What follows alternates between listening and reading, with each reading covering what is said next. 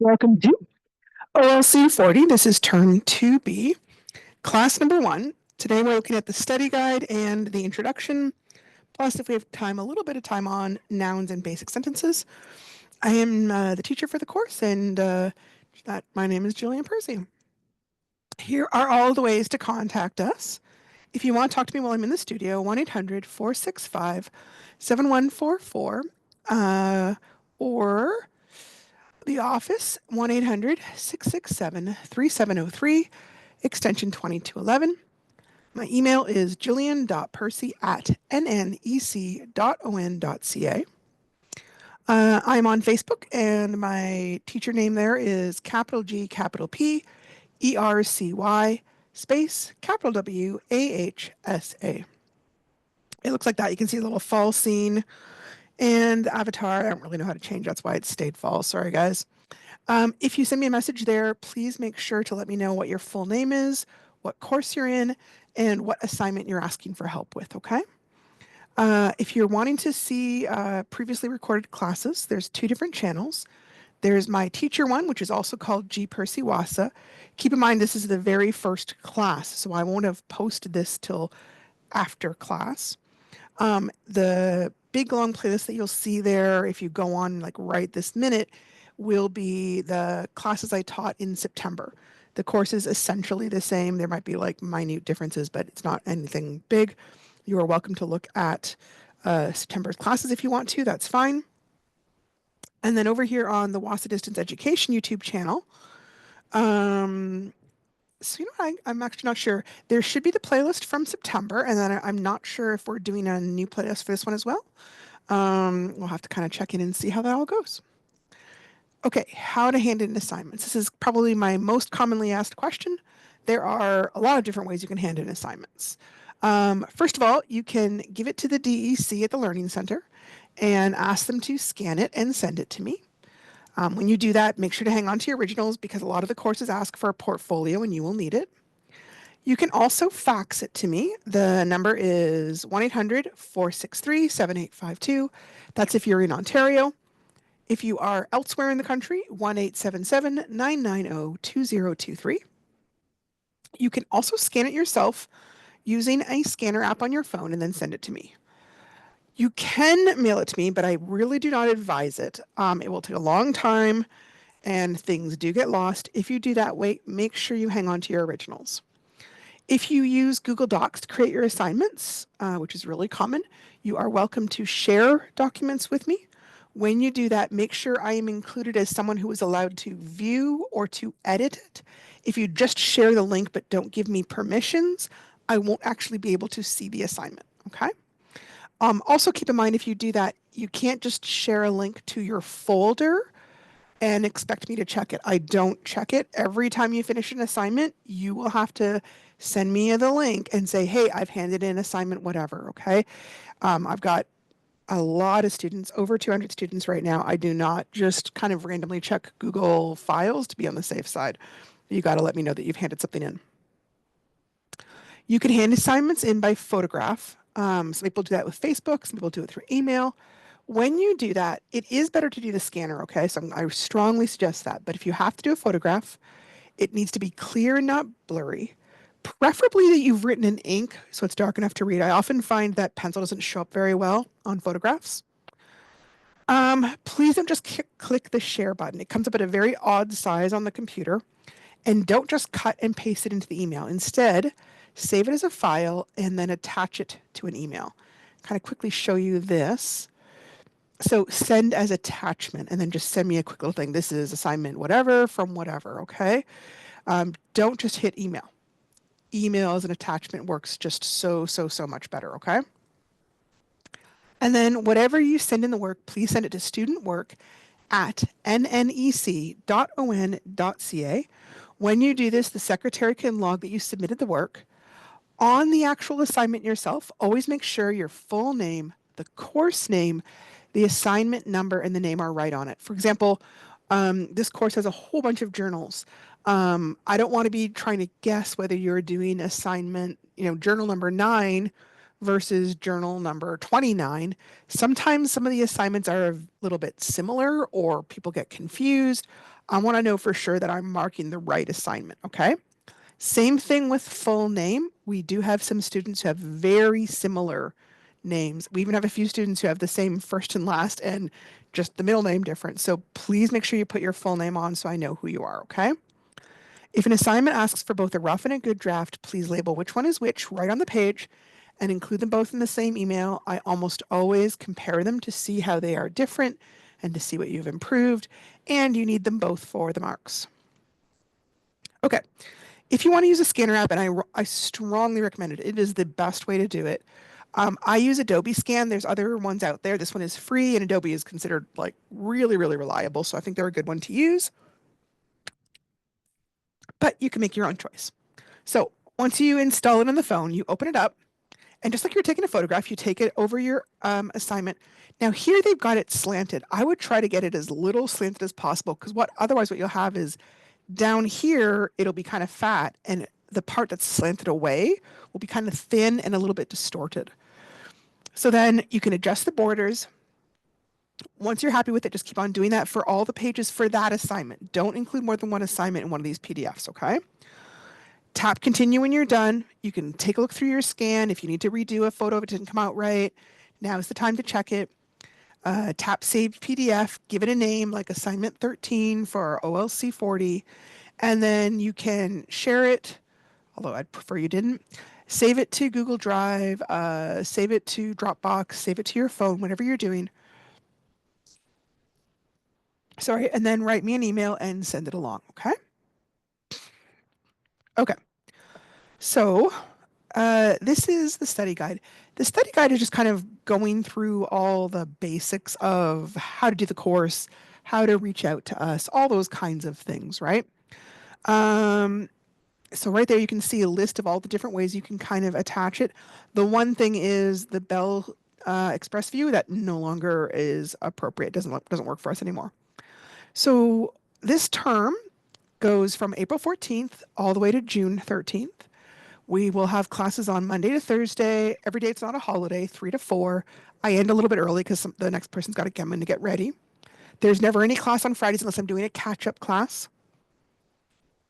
You should try and make sure you hand assign. Oh, it says not June 11th, but probably June 12th. Okay, I'm going to write TBD here because I'm not positive. We haven't set a definite last day, but normally the day before the last day is considered the last day for assignments, and then the last day is for like doing exams or stuff. Okay. This course does not have an exam. It has a culminating activity. And it takes a while. I would not wait to the last minute to do that, okay? If you are, boy, I think spell check decided to change a few things on me. If you are a potential graduate, right, some people they only have a course or two and they're hoping to graduate in June. Please make sure you have assignments done, I would say by the end of May if possible, so that we have time to make graduation arrangements. You don't want to hand it in at the last minute because I won't have enough time to mark it before graduation, okay? So this says, welcome to OLC 4.0. This course is designed to help you acquire and demonstrate the cross-curricular literacy skills that are evaluated by the Ontario Secondary School Literacy Test. So that's a mandated test. However, this is kind of the alternative for people who have been out of school for a while, or if you had trouble with the test. If the course is successfully completed, it will meet the provincial literacy requirement for graduation and also be counted as a full credit in English. Through the lessons, you will develop the skills necessary to improve your English grammar and your writing ability. Course materials. You should have received, in addition to the study guide, units 1 to 4 and the novel Jimmy Comes Home. Now, sometimes the novel comes as like a digital file. Let us know if there's an issue with that. You should submit completed assignments to your instructor, which is me, or you can give them to the DEC, okay? If you do not have any of those things, please send me a message as soon as possible so I can get them to you. If you don't have a digital copy, I can easily get that to you if you prefer a digital copy. We usually send up the paper copy fairly quickly, should get there within a week or so of you signing up. All right, all the unit assignments together are worth 70% of your overall mark. And then there is a portfolio that you do in Unit 4 that is worth 10% of your overall mark. And then they've got final exam. It's not actually a final exam anymore. It's the culminating activity, and it is worth 20%, and that gives you a total possible of 100%. At the end of each week, make sure you send in all your work that you've completed. Please don't wait till the end of a unit. And here's the reason. Well, there's two reasons. One, it is way easier and faster for me to mark two small assignments than it is for me to mark an entire unit's worth of work. That will take me several hours, okay? Which means you won't get it back as fast. The other thing is, if you're having problems with some of the assignments or some of the vocabulary, if you send me in your first few assignments, I can let you know right away, hey, there's a problem, and we can talk about it and get things worked out. If you send me the entire Unit 1, which is 18 assignments at once, you're not going to want to redo them, okay? And your marks may be lower when it would be an easy thing to fix, okay? Let me think here. It is super important. I need to have a working phone number or a working email, or at the very least, a working Facebook where I can reach you, leave a message, send you back your assignment marks.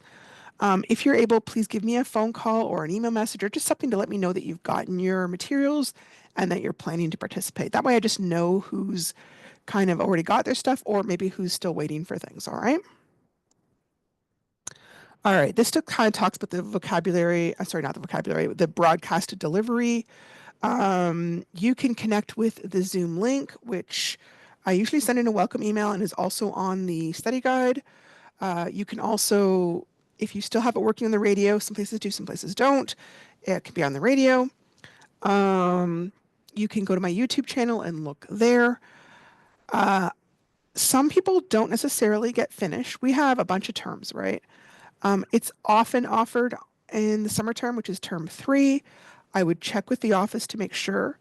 There are no live classes during the summer term, though. So let's say you get to, say, assignment 30, and you've got like 10 more assignments, and our deadline is passed.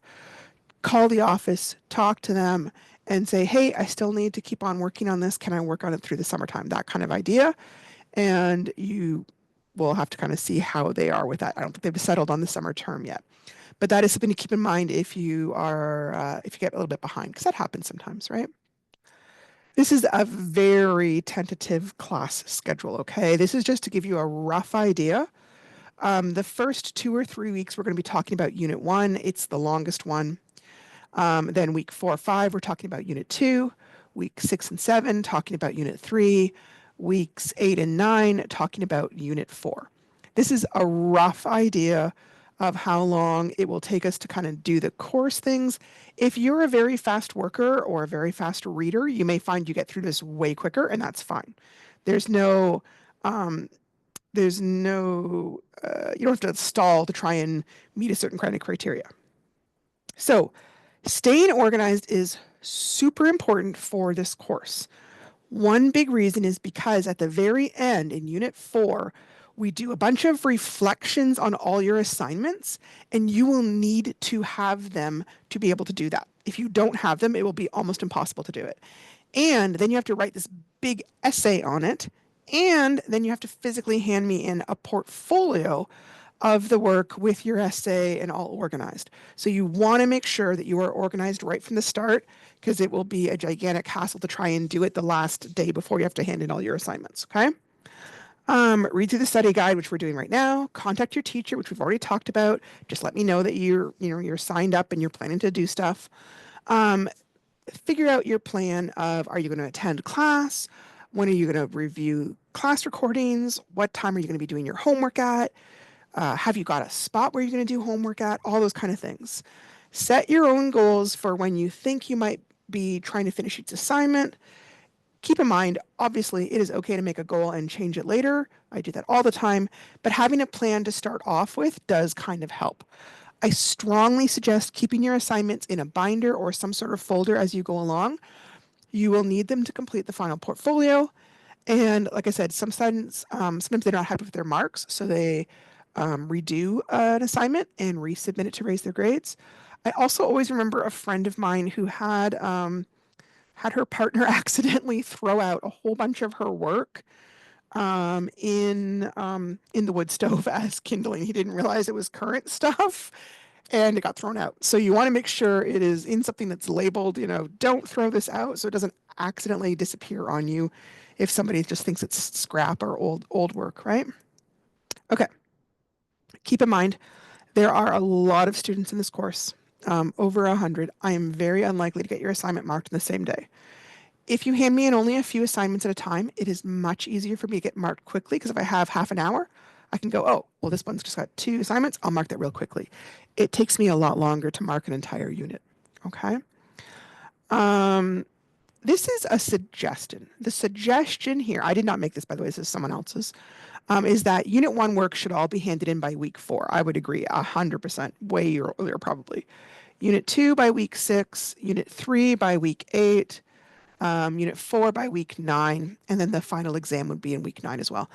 I feel that's a little loose. Unit 4 is shorter, but it's got a lot of longer or harder assignments. So you might want to think about that. I do a little schedule a little bit later. I'll show you in a second.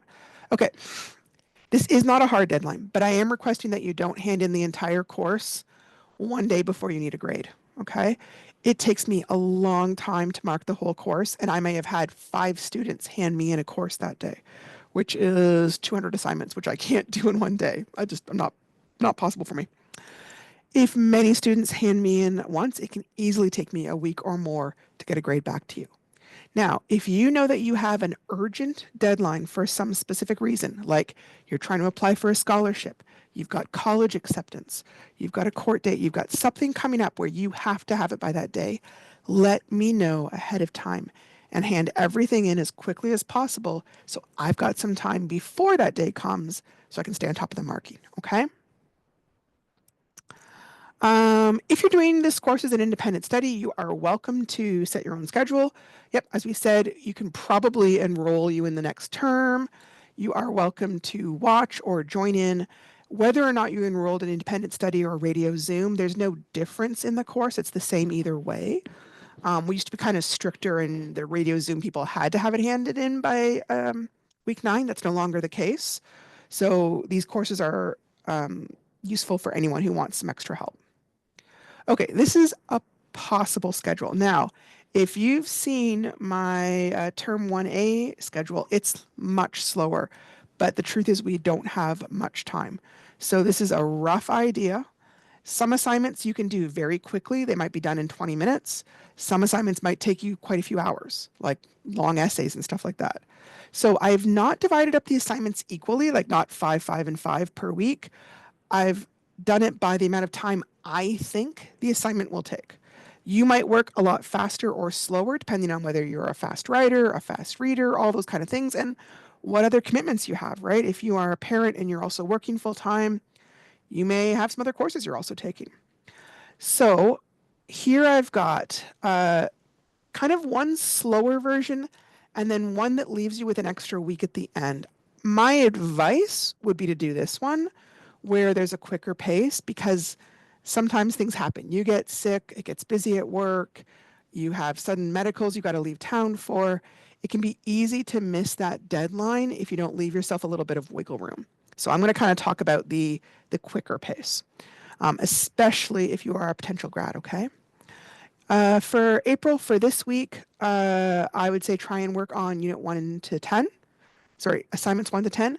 And again, I won't get to all of those this week, but if you check through the playlist from the beginning of the year, that will tell you how to do it. Week 2, assignments 11 to 18. And then week 3, you would want to start on Unit 2, assignments 19 to maybe 24, 25. Then in May, finish up Unit 2, assignment 26 to 29. Second week of May, start working on Unit 3. You probably could get to 30 to maybe 34, I think. Third week of May, finish up Unit 3. Assignment 35 is a long one. And then the ones after it, I don't think are as long, especially if you already have a working resume and cover letter. And then the last week of May, start Unit 4 if you haven't yet. and try and get the second part of Unit 4 done by the first week of June, and then the exam somewhere in there as well. Okay. It is a lot of work. I'm not going to kind of fool you. It's going to be a bit busy. Okay. All right. This is kind of just the information in the study guide that tells you what we've kind of already talked about, including the student work thing. Um, People do sometimes send it to me. That's fine. I just end up having to send it on to student work anyway, so it's probably better to just send it to them directly. What some students will do is they'll send it to student work and then they'll CC me in the email, so I also get a chance to see it. That's all. I've talked about that already. We're good. Okay. One thing that not everybody's aware of is we are a Google School account. That means every student that we have has access to Google Suite. It also means that we will set up a an NEC email for you. Um, if you have not gotten one given to you, contact me or the office and we will try and get that set up. And the reason is because it gives you access to word processing programs like Google Docs and also Google Slides, which we also use. It gives you an easy way to message me that's considered safe. If I see it that it's NNEC, I already know you're a student, so I don't have to be cautious of like, is this somebody sending me some sort of malware or anything? So you would just generally sign if you've already got a Gmail, it's fine to use that one. But ours works really well too. Uh, Sign into your new email. Uh, there's a generic password of WASA student. The moment you sign in, you would give yourself a new password, obviously. If you forget your password, it's no big deal. You would just contact me or the office and we would just reset the password for you. It's no problem. Okay. If you're wanting to do assignments on Google Docs, once you sign in, so you'll get like a little circle with your initial in it. And then, hang on, let me just kind of pull this up real quick so you can see it. See those little waffles? If you pull up the waffle and hit the blue for Google Docs, you could just pull up a blank document and you could start writing, okay? Not some assignments you have to do a handwritten version, but other assignments will ask you for a typed version, like say the resume and stuff. So you'll want to do that. Yep, we just talked about that. Hit the blank.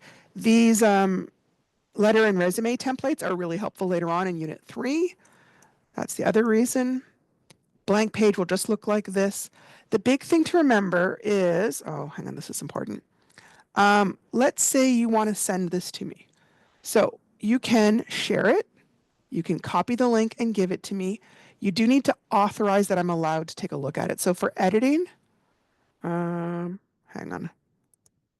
I'm thinking that it will come up when you try and link it, but if not, I'll send you a message. The other thing that you can do is download it. Download it as a Microsoft Word document. There's anything here. But then you would write me an email and then you'd attach this and then I can see it whether or not I can get into your stuff. Okay, that's an easy way to do it as well. Okay, yep. Okay, most students are probably familiar with Google Docs, but I have students from 16 all the way up to easily 60. So if you're a little bit on the older side like me, you may not have used Google Docs in school. So if you're wanting to type, you can see the cursors right there. I can easily just start typing right away. Click brown fox, jumps over the lazy dog. It shouldn't be doing that. All right, now let's say I don't like this font. I think, ugh, yuck, I hate Arial. Okay, so I would go over here, I'd take my cursor, I'd click that and highlight it, go over to Arial and make it a different font. Maybe I like something like that. Maybe I want to make it bigger. Maybe I want it to be a different color, right? I can add bullets. I can number things. I could indent it over if I wanted to. I could center it or slide it over to the side if I want to. There's all these kind of little easy things that you can do to play with it. It does not normally have to be fancy. There's a few times where we get fancy, but I'll talk more about those kind of things too.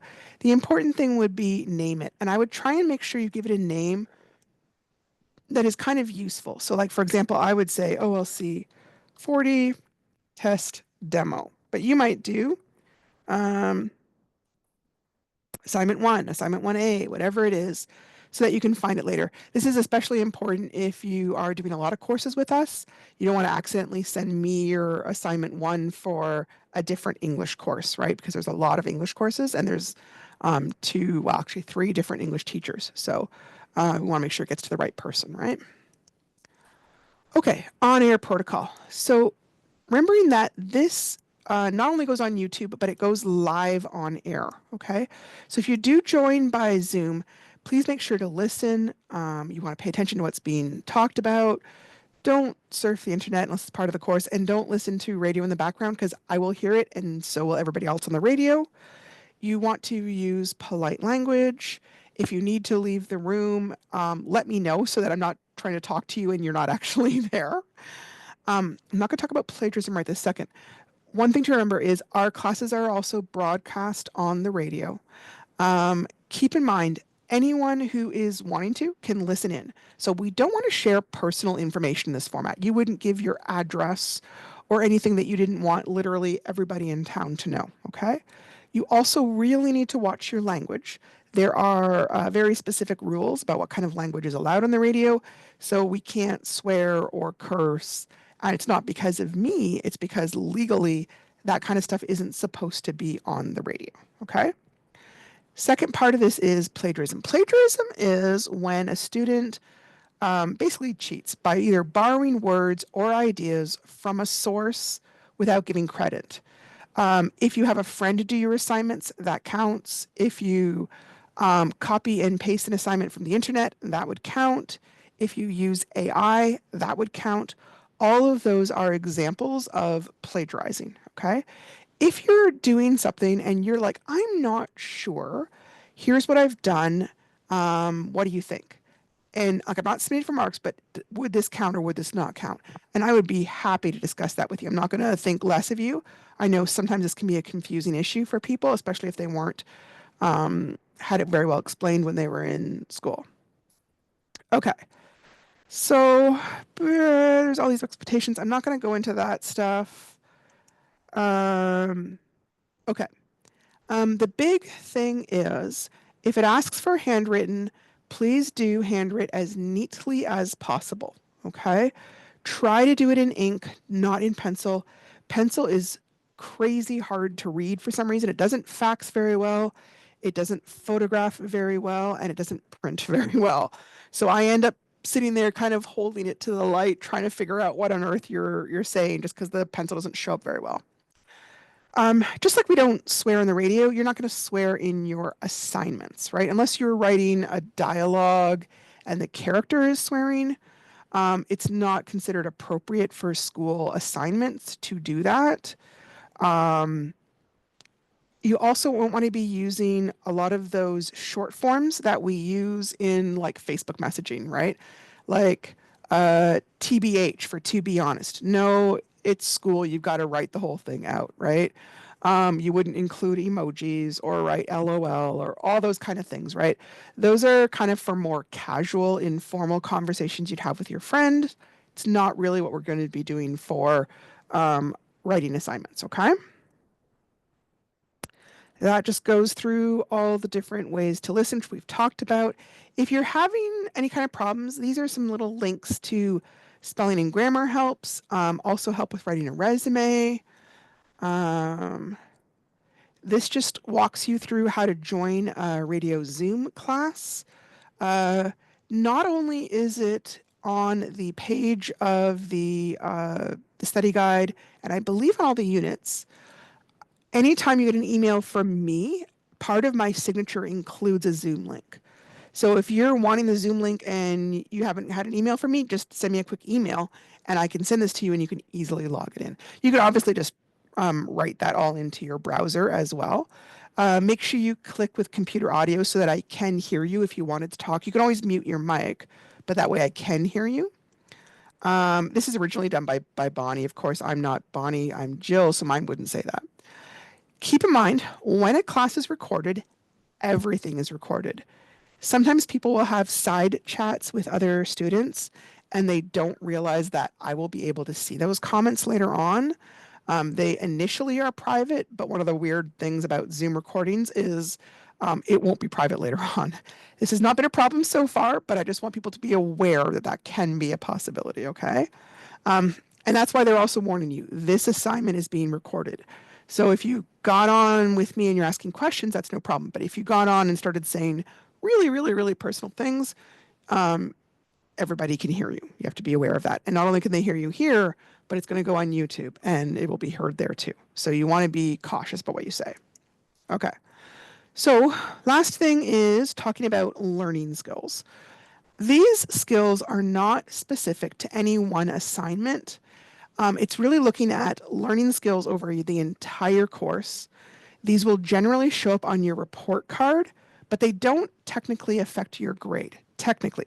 What I mean is, let's say you're not super organized. I don't take off 10 marks because you aren't organized unless that's specifically a part of the assignment. But what can happen is people who are not super organized may find they, don't hand in one page or they lose track of time and suddenly they're scrambling at the end.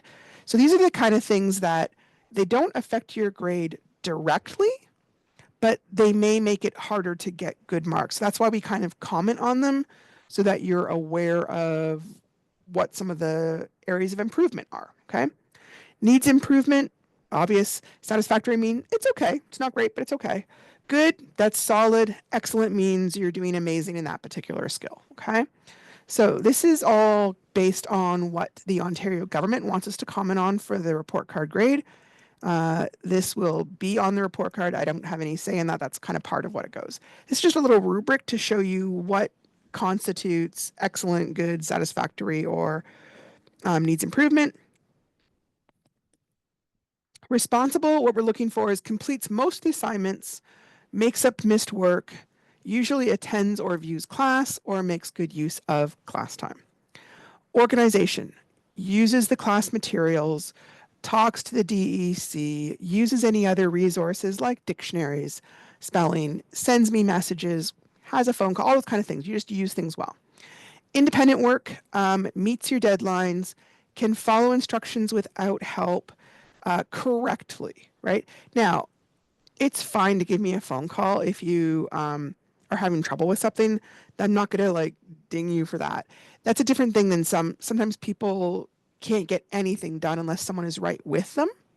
That's a different thing. Again, that still won't affect your mark. It just may give you like a needs improvement for independent work. So it's not that big a deal really. Collaboration is kind of like working together with other people. If I was teaching in a proper classroom, I would usually look at that kind of stuff as partner work, group work, how you act during discussions. But in this kind of independent work format, I'm looking more for things like messages we've had, conversations on Facebook, email, or phone. Do you respond when I send you a request? If I say, can you try doing this? Do you do that? All those kinds of things go into collaboration. Initiative is being able to problem solve, asking questions, enjoying learning, looking for new things, new ways to learn, that kind of idea, right? And then self-regulation. This one to me is another one that it's huge in the classroom because it goes to being able to kind of basically have self-control in the classroom. Here it looks for like, are you making an appropriate plan to complete your work? Are you asking for help when you need to? Are you aware of when you need to ask for help? All those kinds of things. Again, this does not have a direct effect on your mark. It's the kind of things where if you're thinking, hey, why am I not doing so good in this course? That is one area you could look at is maybe there's a problem with one of the learning skills. Okay. Uh, quick notes on good grades. So this is really important because um, I'm not sure if this is one of those things that maybe doesn't get asked in school anymore, but a huge requirement in a lot of our writing assignments is that you need to hand in the rough copy, which is like your first one, and then your revised or your good copy, and you have to hand both of those in. Typically, that rough copy is worth at least 1/2 of the marks. So I will consistently get students that only hand me in the good copy, and then they're frustrated that they're not getting good grades. So I wanted to kind of show you here why you wouldn't get good grades that way. So let's say you hand me in an assignment and you get 6 out of 10 on the rough copy, and then you make some improvements, and the good copy is 7 out of 10. That means your overall grade for that assignment is 13 out of 20, which is a 65%, which is a C. No problem. Now, let's say you did not hand me in a rough copy, so you got 0. You handed me in the good copy, it's still worth 7. But that means now you've gotten 7 out of 20, which means you've failed the assignment because you've only got 35%. So even if you were an amazing writer, you can end up with very poor grades if you consistently skip handing me in the rough copy of the course. This also comes up with the portfolio. For whatever reason, a lot of people don't like doing the portfolio. I apologize. This is another one of those things I have no control over. This is a requirement from the government of this course. It has to be done, okay? So when I'm totaling up the marks, let's say remember it's only 70%. 70% of your mark was 38 marks.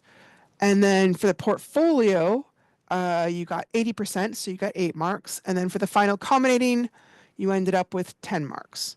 We add that up together, you've got 56%. Awesome, you passed it.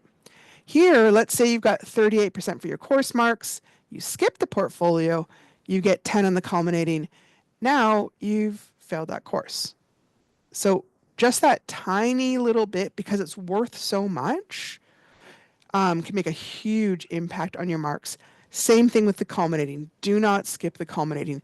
Even if you got A marks all the way through the course, if you skip the culminating, it's really hard to pass the course. It's designed that way, right?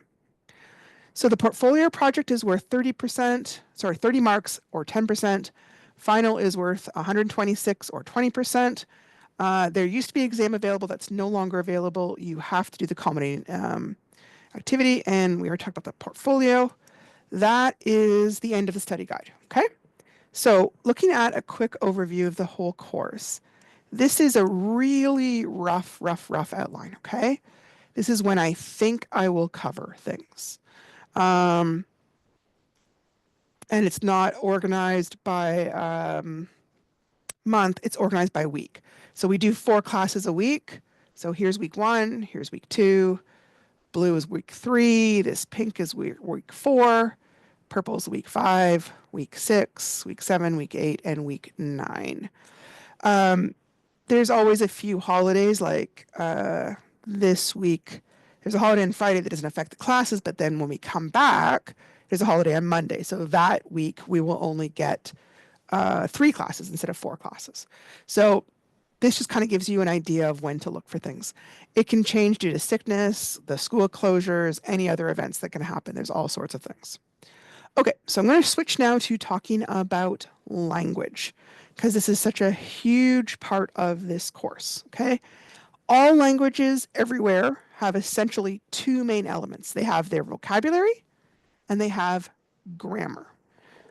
Vocabulary is just the words that make up the language, right?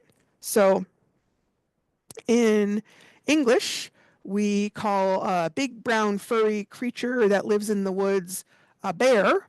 And in, say, Ojibwe, it's makus or makwa, depending on which part of Ojibwe you're speaking. Okay, so that is one part. But you cannot speak a language with only knowing the vocabulary. Why is that? Well, because every single language has a different type of grammar. And grammar is just kind of the way they organize how they make meaning, including their relationship to each other in a sentence, could be how they have word endings or beginnings, word order, any other things that are important indicators of meaning. A lot of times when someone is trying to speak in another language and it doesn't sound right, it's not usually the vocabulary, it's usually the grammar that is causing them difficulties. And I find that's pretty much true for here. Sometimes people think of grammar as being like the small nitpicky stuff like, do I say who or whom here?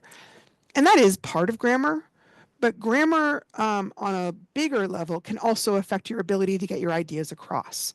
So that is the level that I'm kind of worried about. We will talk about some of the fussy little nitpicky stuff just so people know it, but it's the big areas that I'm really concerned about, and then we kind of start with, okay? Yes, we've talked about that. Okay. So in last year's course pack, they introduced a whole bunch of grammar at once, and they never discussed it again. I really found that wasn't helpful. So this year, I kind of split it up some more. It is still a lot to understand. I do try and talk about grammar a little bit every day so that you're getting some repetition and hopefully it becomes easy to handle because you're getting a little bit each day. Um, my goal for this is to help you feel really confident in your ability to write sentences that you know demonstrate good grammar and convey your meaning. The other thing is, I'm just going to put this here, is to give us a common vocabulary to help improve your writing. And the reason is because, so let's say I wanted to talk to you about the subject, and I'm going, hey, you're forgetting to include a subject. And you say, I don't know what that means. Okay, well, then we can't get very far, right? So that's why I'm having to teach this so that we both kind of have the same words. It doesn't help me to say, I need those words to be able to describe a concept, right? It's like I was trying to describe a train, but I don't know the words for wheels or whistle or car or window. It's almost impossible to try and explain things without having some common vocabulary to talk about it, okay? So I wanted to kind of just quickly talk about the difference between analytical and synthetic languages, because I believe that this is an important issue for this course, okay? Analytical and synthetic languages are two distinct different types of languages that differ in the way they convey meaning. Analytic languages rely on their word order and context, in other words, like where they are in the sentence, to express grammatical relationships and make meaning, while synthetic languages use endings and sometimes beginnings to convey the same information. So we're going to look at how these are different from each other. Analytical languages, which are sometimes called isolating languages, are languages that use a strict word order to convey meaning. English is a prime example of that. Chinese and Vietnamese are also examples of analytic languages. Each word represents a single concept, usually, and the relationship between the words is determined by their position in the sentence. So in English, if I said the cat chased the mouse, the cat coming first means it's the one doing the chasing, and the mouse coming after the verb means it's the one being changed. Okay? But in a synthetic language, which is also called inflected language, they would use inflectional endings to convey who's doing the chasing and who's being chased. It wouldn't matter what order it's in. Latin, Greek, Sanskrit, Germany.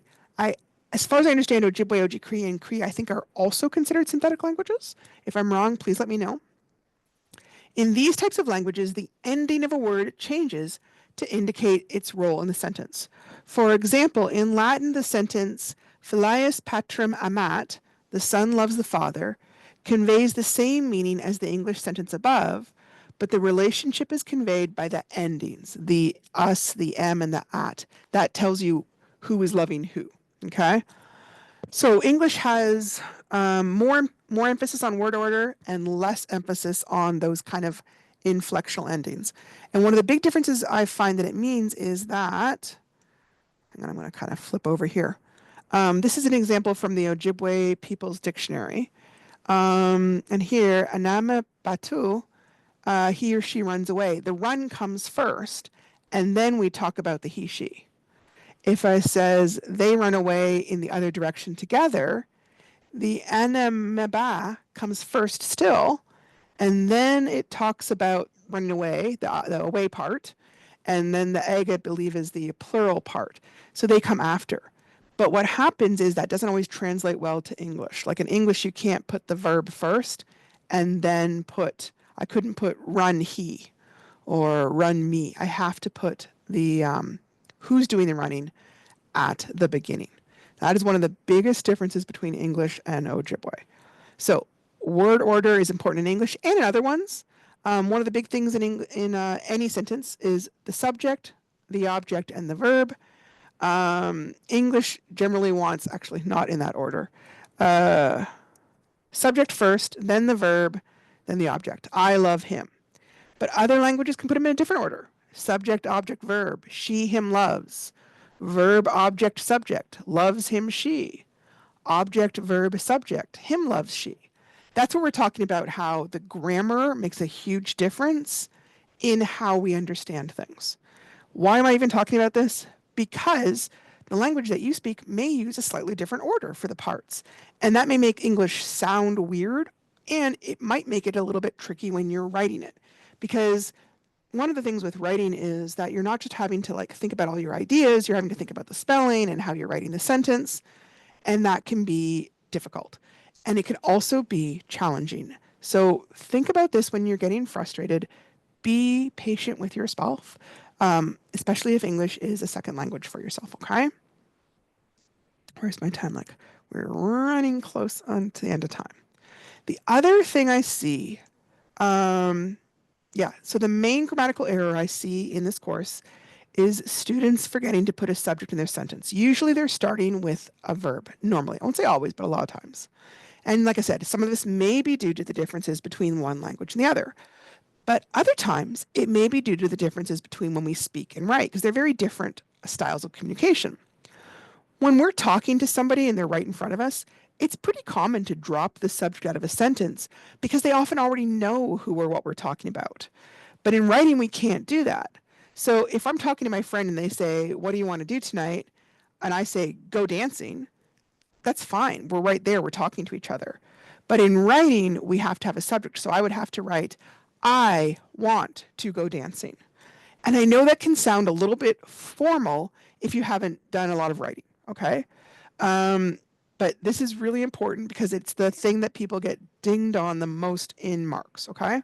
In English, we can't usually just imply the subject or put it after the verb. It generally needs to go at the beginning of a simple sentence. I will talk about some of the exceptions to that rule, okay? Sorry, running close on the end.